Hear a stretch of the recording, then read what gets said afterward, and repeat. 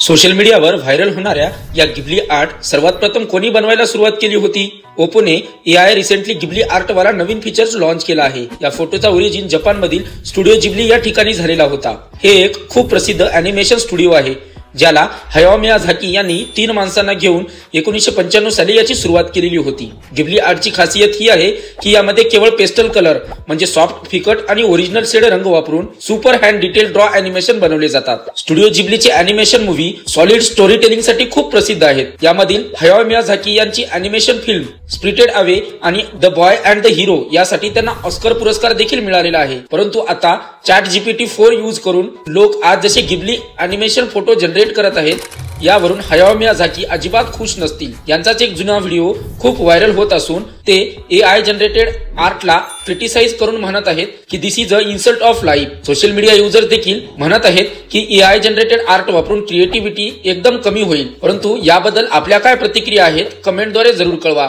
आणि अशाच नवीन माहितीपूर्ण व्हिडिओसाठी आपल्या चॅनलला नक्की सबस्क्राइब करा।